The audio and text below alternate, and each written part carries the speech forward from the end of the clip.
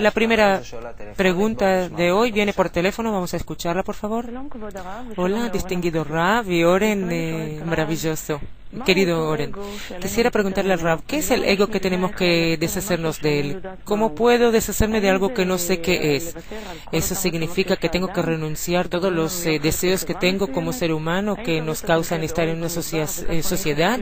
¿Mejor sería vivir en una carpa en el desierto y no comprar cosas de las marcas y eso? ¿Que tenemos que vivir en una burbuja? ¿Ves? La pregunta muy linda. Todas las confusiones, y hay más confusiones. ¿Qué es lo que el hombre tiene que hacer en este mundo? Nuestra naturaleza es egoísta. Bueno, nos pone en toda clase de problemas. Bueno, pero ¿qué es precisamente esa naturaleza? ¿Qué es lo que tenemos que hacer con ella? Es decir, primero tenemos que ubicar qué es esa naturaleza, qué es mi ego, y qué es lo que yo llamo ego. Eso es uno. Y dos, ¿cómo lo corrijo para que mi vida sea mejor? O a lo mejor si tengo la intención de llegar a algo más allá que el ego, nos dicen que podemos llegar a algo grande, vida espiritual, otro mundo, sentir otra realidad. Diferente a la que sentimos ahora. Bueno, uno por uno. Primero, el ego no es lo que yo quiero para la vida, para vivir.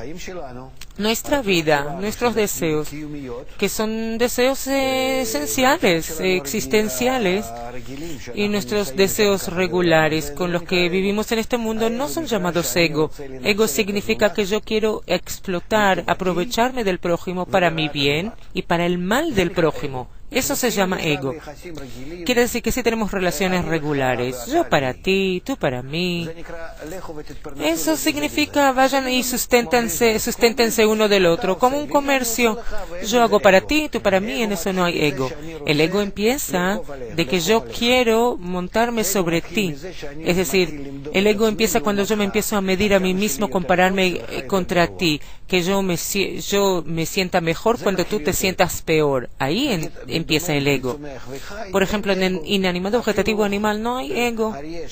Incluso el león, cuando toma un animal y lo devora, no es ego, es naturaleza. Simplemente ejecuta órdenes de la naturaleza. Si yo quiero coercer al otro y yo quiero superar a otros, que solamente en eso me siento que me lleno, me siento satisfecho, eso se llama ego. Es decir, ego es la actitud hacia el prójimo. Ego es siempre una mala actitud al prójimo. Entonces, ¿cómo nos elevamos? ¿Que vamos al desierto? No. Es decir, en eso no me tengo que limitar. Puedo comer, puedo llenarme, satisfacerme con todo lo mejor, vivir en una vida buena, con familia y todo, normal. No en el cielo. Y hay personas, muchas tales en el mundo, que así viven y todavía no tienen ego. Ego es cuando viene un deseo adicional al hombre, cuando él quiere ganar a expensas de otros. Él les hace mal para sentirse él mismo mejor. Ahí empieza el ego. ¿Y qué hacer entonces? Porque es precisamente ese ego que está contra el ama a tu prójimo como a ti mismo que tenemos que corregirnos. ¿Qué hacer? No hay lo que hacer. Cuando alguien empieza a tratar de alguna manera a hacer bien al otro, ya entra en varios problemas, como ella dice, en varias equivocaciones. Empieza a dar y repartir su dinero, y tratar a otros de una manera así rara, linda, rara, personas. Y hay muchas organizaciones que tratan bien así externamente. Eso no es correcto. Está escrito, cree la mala inclinación, cree la Torah como una especia. Es decir, la mala actitud hacia el prójimo que tenemos, ¿de dónde proviene? Que en el pasado una vez teníamos el amor al prójimo, amor fraternal, ama a tu prójimo como a ti mismo. ¿Quién tuvo? El pueblo de Israel. Y nosotros nos caímos de ese amor hacia el odio sin sentido, odio gratuito. Eso es lo que pasó en la destrucción del templo. Esa es la destrucción. Y desde entonces todos nosotros estamos en una actitud mala, relaciones malas entre nosotros. Ok, entonces ¿qué hacemos? Muy sencillo, usamos correctamente la única fuerza que tenemos, que es la sabiduría de la Kabbalah o Torah, se puede decir. Solo que no es una Torah que se aprende para quedarnos así nomás como somos, sino para corregir nuestro deseo egoísta. ¿Qué nos da en ese proceso? Nos da luz circundante, nos da una fuerza especial, que ella es la que corrige nuestro ego. En la Torah hay una fuerza especial.